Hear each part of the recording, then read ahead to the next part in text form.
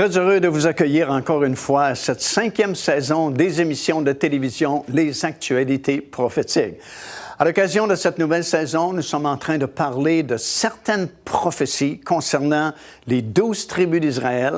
Et ça va être très intéressant d'étudier, d'analyser ces prophéties-là. C'est comme une dimension différente de ce que nous sommes habitués d'enseigner dans le cadre de ces émissions de télévision, mais très intéressant parce que c'est en rapport aussi avec les événements des derniers jours, avec le retour du Seigneur Jésus-Christ et surtout l'établissement du royaume de Dieu bientôt sur toute cette planète où nous allons revenir avec le Seigneur pour régner éternellement dans un monde nouveau.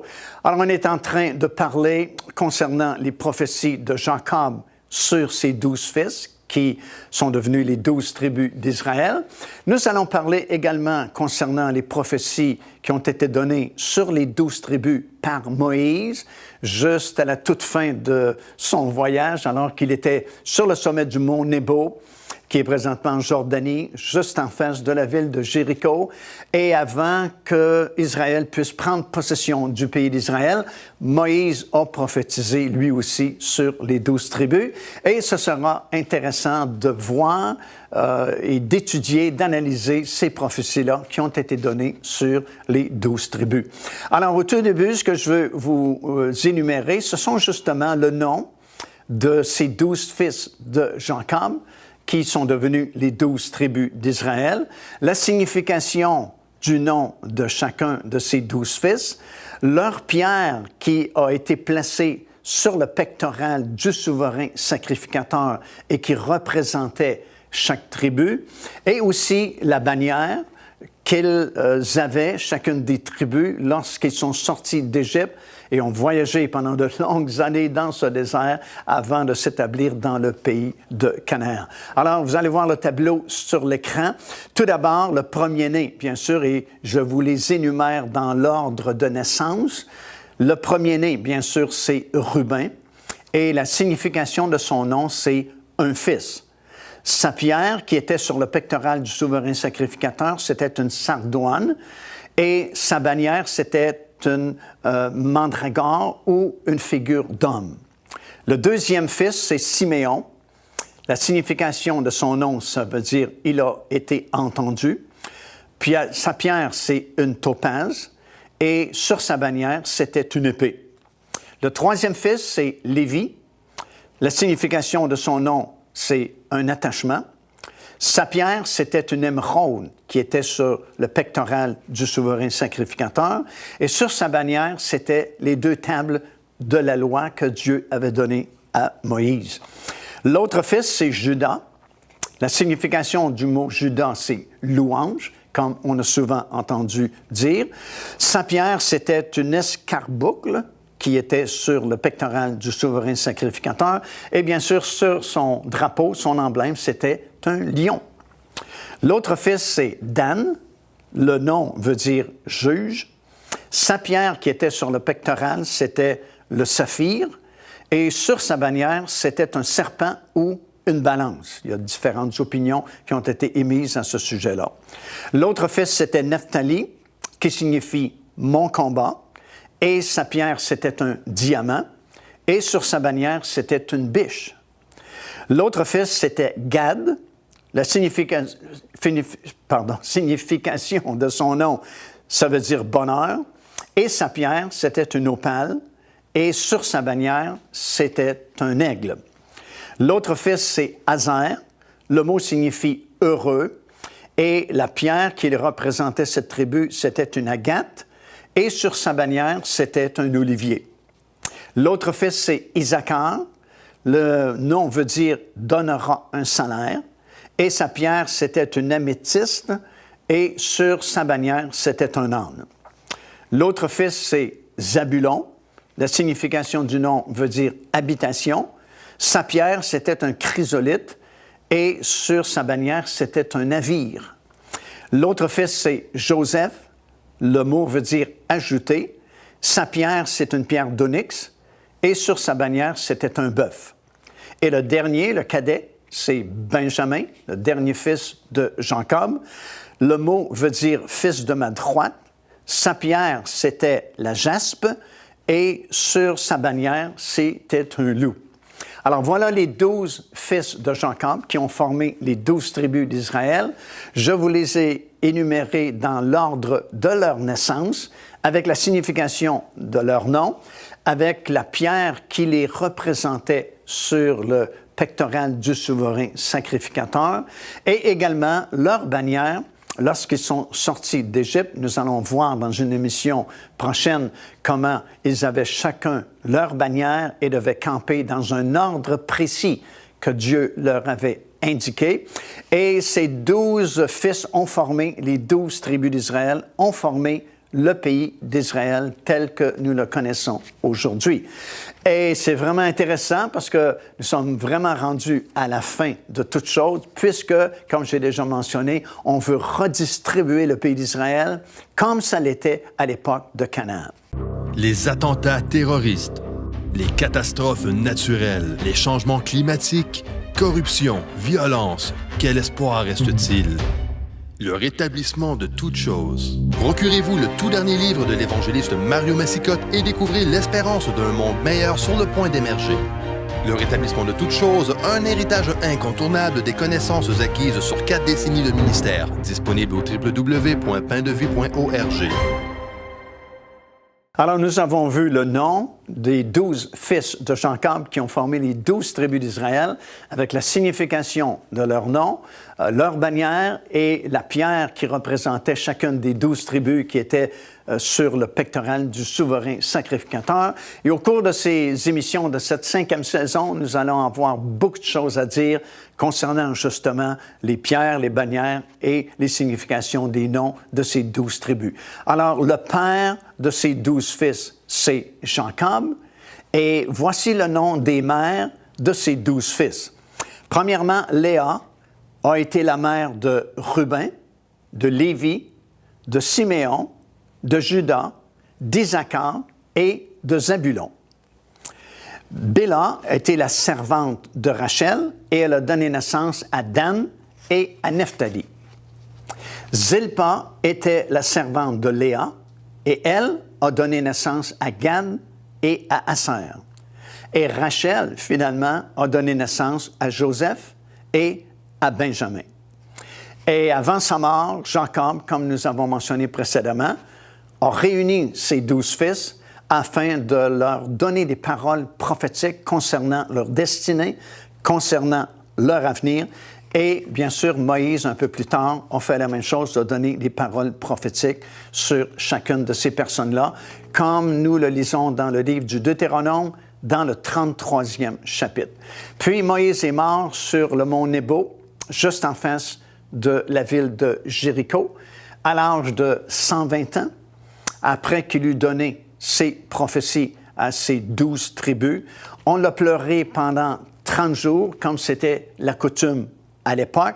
Et chose étonnante, Dieu lui-même a enterré Moïse au pied du mont Nebo. Et jusqu'à ce jour, personne n'a trouvé l'endroit où Dieu a enterré Moïse. Mais c'est la seule personne que Dieu s'est donné la peine d'enterrer dans la région plutôt du mont Nebo, qui se trouve juste en face du pays de Canaan, en fait juste en face de la première ville qui a été conquise lors de la prise de possession du pays de Canaan, la ville de Jéricho. Et après la mort de Moïse, c'est Josué, comme nous savons, qui a pris la relève et qui finalement a fait traverser le peuple de l'autre côté du Jourdain. Et puis, la première ville qu'ils ont pris en possession, c'est la ville de Jéricho. Et nous savons, parce que nous avons le récit dans la parole du Seigneur, à savoir comment ils se sont pris pour conquérir Jéricho. Ils ont marché 7 fois autour de la muraille de Jéricho.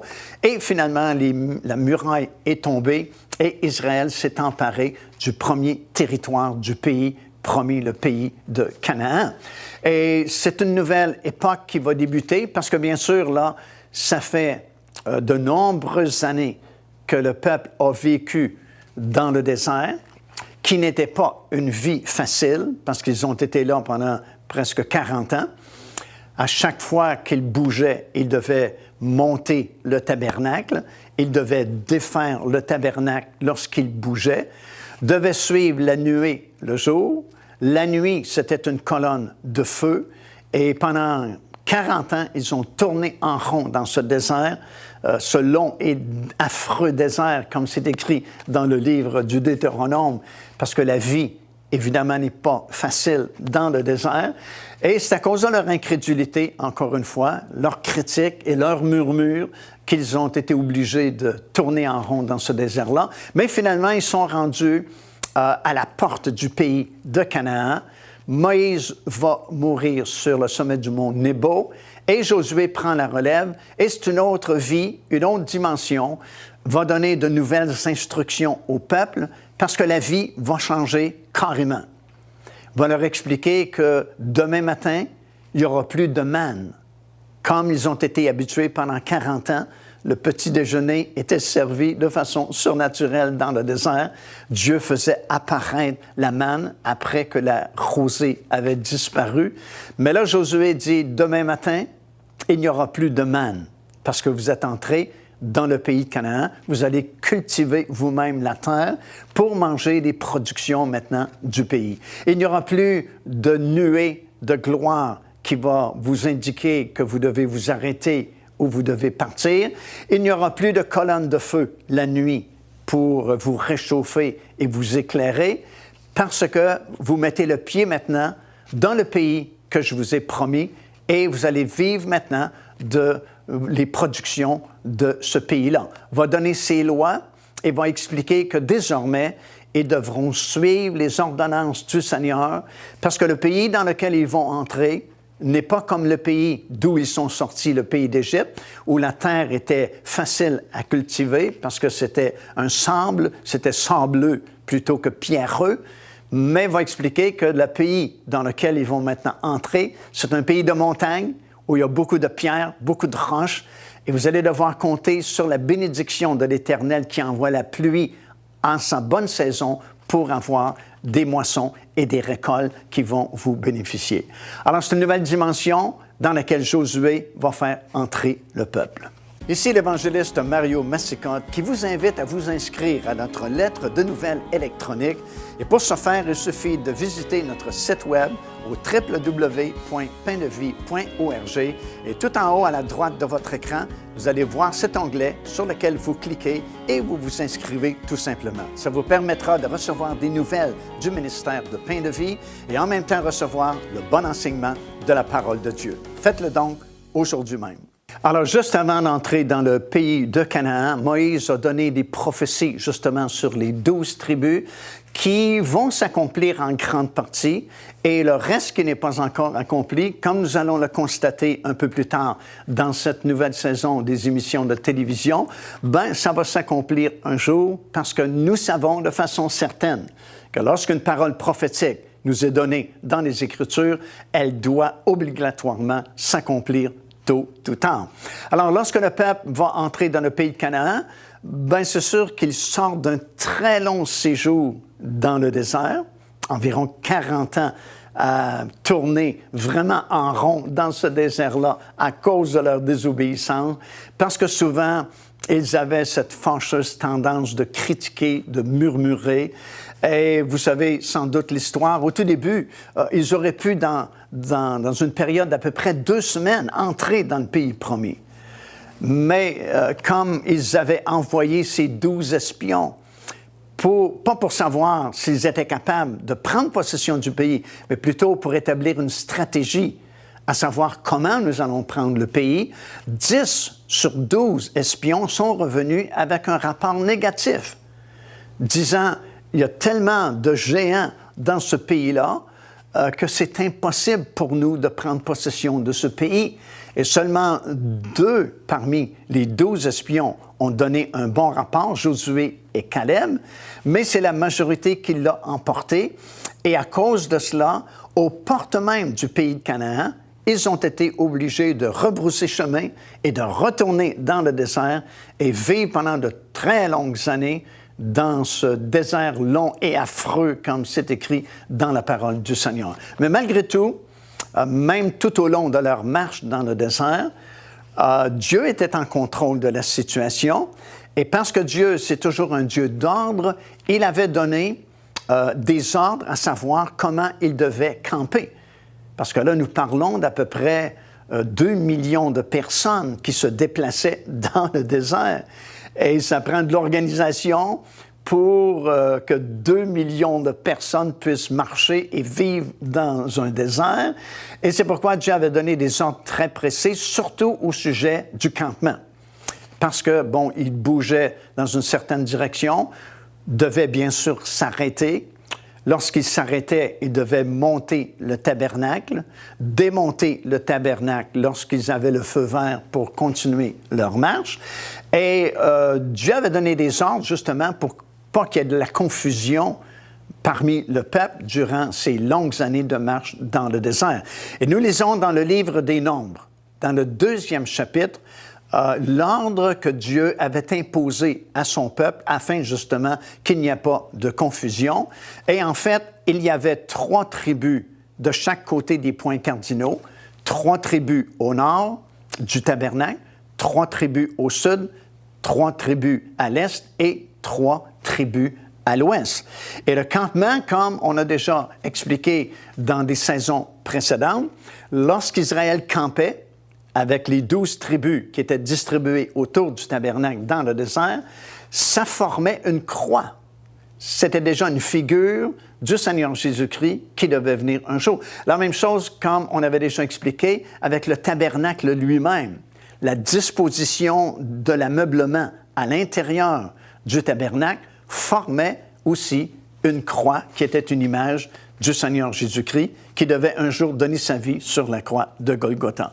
Alors voici, comme vous allez voir sur l'écran, le tableau qui va vous être présenté, la disposition des 12 tribus lorsqu'ils marchaient dans le désert et surtout lorsqu'ils devaient s'arrêter pour camper autour du tabernacle. Bien sûr, le tabernacle était toujours fixé au centre et il y avait ces 12 tribus qui campaient tout autour du tabernacle.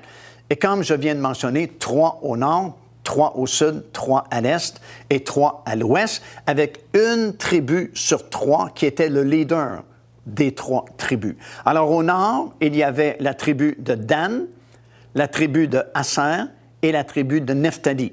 Nous lisons ça dans Nombres, chapitre 2 et verset 5.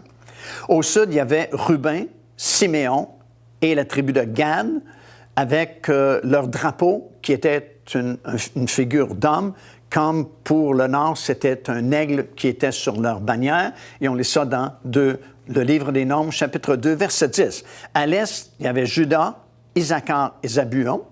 Leur bannière, c'était un lion, parce que c'est Juda qui était le leader des 3. Et c'est dans Nombres, chapitre 2, verset 3. Et à l'ouest, finalement, il y avait Éphraïm, Manassé et Benjamin, avec leur bannière sur laquelle il y avait une figure de veau. Ça, c'est dans Nombres, chapitre 2 et le verset 18. Alors, c'était l'ordre que Dieu avait établi pour le campement d'Israël lorsqu'ils ont voyagé dans cet affreux désert pendant à peu près 40 ans. Ils ne pouvaient pas camper comme ils le désiraient, mais devaient suivre l'ordre qui avait été établi par Dieu. Et ces 12 tribus campaient de cette façon-là. Et si vous remarquez sur les bannières, on retrouve les 4 êtres vivants dans le livre de l'Apocalypse qui s'identifient avec 4 bannières, justement, et qui nous rappellent que les 4 êtres vivants sont associés avec le pays d'Israël. Devenez partenaire avec ce ministère par votre soutien financier et aidez-nous à planter le flambeau de l'Évangile à travers le monde entier. Vous recevrez un enseignement audio à tous les mois de la part de l'évangéliste Mario Massicotte, ainsi que notre bulletin de nouvelles prophétiques incluant des enseignements bibliques, des nouvelles du ministère et des commentaires sur les actualités prophétiques.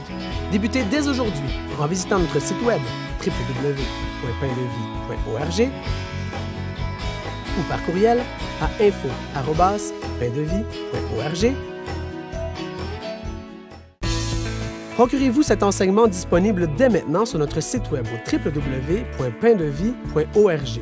En visitant notre boutique web, vous pourrez commander ou même télécharger les enseignements. Vous trouverez aussi plusieurs autres produits contenant des centaines de sujets pour votre édification. Alors, jusqu'à présent, on a vu le nom de ces 12 fils de Jacob qui représentent les 12 tribus d'Israël. Nous avons constaté que Jacob est le père des 12 fils. Nous avons vu les différentes mères qui ont donné naissance à ces 12 fils qui ont formé les 12 tribus. Nous avons vu également l'ordre de leur campement dans le désert lorsqu'ils ont voyagé pendant de nombreuses années afin de se rendre finalement dans le pays promis, le pays de Canaan. Et voici l'ordre que Moïse avait annoncé aux 12 tribus, dit-il, lorsque vous serez finalement entrés dans le pays de Canaan. Ils devaient se positionner sur 2 monts qui existent bien sûr toujours en Israël, le mont Garazim et le mont Ébal, pour prononcer les bénédictions et les malédictions suite à la loi que Dieu avait donnée à Moïse. Et voici ce que nous lisons dans le livre du Deutéronome, chapitre 27, des versets 11 jusqu'à 13. C'est une parole donnée par Moïse qui dit ceci. « Ce même jour, Moïse donna cet ordre au peuple, « Lorsque vous aurez passé le Jourdain, Siméon, Lévi, Juda, Issachar, Joseph et Benjamin se tiendront sur le mont Garizim pour bénir le peuple.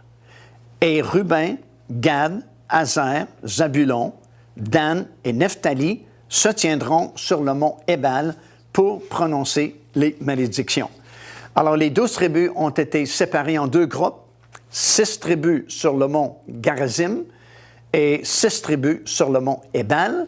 Et ce sont les Lévites qui ont prononcé les bénédictions sur le mont Garizim et les malédictions sur l'autre mont, à la suite de la loi que Dieu avait donnée à Moïse. Alors, comme j'ai expliqué depuis le début de ces émissions de cette nouvelle saison, Dieu a d'abord appelé Abraham afin de former un peuple, afin de préparer la venue un jour du Seigneur Jésus-Christ dans ce monde, pour qu'il y ait un peuple qui au moins connaisse Dieu, connaisse les ordonnances et la loi de Dieu, afin que Jésus-Christ ne naisse pas dans un pays complètement païen, qui n'a aucune connaissance de Dieu, qui n'a jamais entendu les prophètes annoncer la venue d'un Messie un jour dans le monde. Alors Dieu avait donné d'abord la loi à Moïse pour le peuple d'Israël, et c'était conditionnel, cette loi-là, les bénédictions, les malédictions, étaient conditionnelles à l'obéissance du peuple à cette loi-là. Alors, si le peuple obéissait aux ordonnances de Dieu, ben, en compensation, Dieu bénissait le peuple. Si le peuple désobéissait aux ordonnances de Dieu, ben, ça attirait la malédiction. Et lorsqu'ils ont traversé ce Jourdain et qu'ils ont commencé à prendre possession du pays promis, le pays de Canaan, se sont retrouvés dans un territoire qu'on appelle la Samarie, vis-à-vis ces 2 monts qui existent bien sûr toujours aujourd'hui et qui s'appellent encore le mont Garazim et le mont Ébal.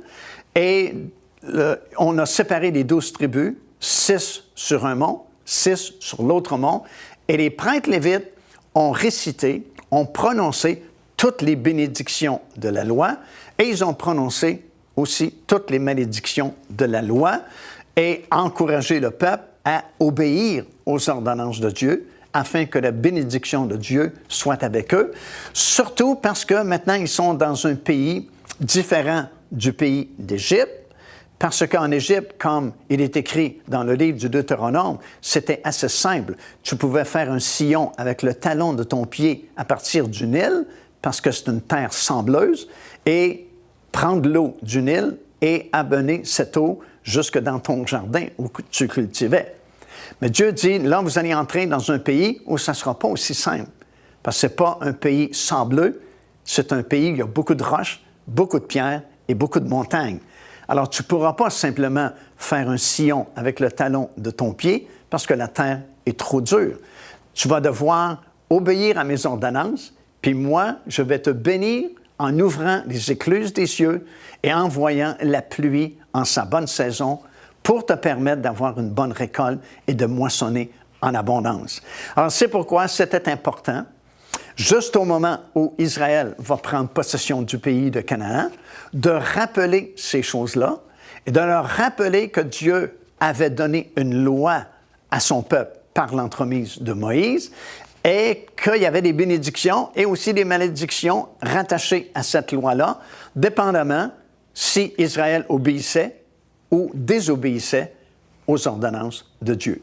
Alors, c'est sur ces deux mots-là qu'ont été prononcées à nouveau les bénédictions et les malédictions, juste au moment où Israël a commencé à prendre possession du pays de Canaan. Et encore une fois, nous retrouvons, vous le voyez sans doute sur le tableau sur l'écran, ces 6 tribus qui ont été sur un mont et les autres 6 tribus qui ont été sur l'autre mont, juste au moment où ils vont commencer à s'établir dans le pays de Canaan. Et ça nous rappelle à nous, encore une fois, aujourd'hui, que notre obéissance à la parole du Seigneur et notre fidélité à servir Dieu attire toujours la bénédiction sur nous, parce que nous sommes les enfants de Dieu, nous obéissons à sa parole, et sa riche bénédiction tombe toujours sur chacun de nous.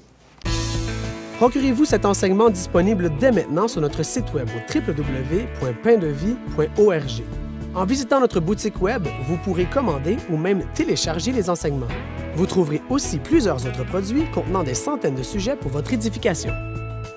Maintenant que nous avons accepté le Seigneur Jésus-Christ, nous sommes du côté de la bénédiction de Dieu. Et la bénédiction, bien, c'est le Seigneur Jésus-Christ qui l'a portée pour nous, parce que l'apôtre Paul va nous enseigner dans l'Épître aux Galates que Jésus-Christ est devenu malédiction pour nous, afin justement que la bénédiction d'Abraham eût son accomplissement pour nous qui n'étions pas juifs, mais qui avons accepté le Seigneur Jésus-Christ, parce que, comme on a enseigné, la promesse avait été faite à Abraham et à sa postérité, à Jésus-Christ, et si nous sommes en lui, nous sommes héritiers des promesses de Dieu. Si vous n'avez pas encore accepté le Seigneur, faites-le aujourd'hui même. C'est tellement simple présentement. La Bible dit « Quiconque invoquera le nom du Seigneur sera sauvé ». Alors, peu importe qui vous êtes, là où vous êtes, peu importe ce que vous avez fait auparavant, repentez-vous, acceptez le Seigneur et la bénédiction sera accomplie dans votre propre vie. Car Dieu a tant aimé le monde qu'il a donné son Fils unique, afin que quiconque croit en lui ne périsse point, mais qu'il ait la vie éternelle. Téléchargez gratuitement l'enseignement « Le salut, c'est quoi ?» en visitant notre site web www.paindevie.org et recevez la grâce merveilleuse que Dieu vous offre.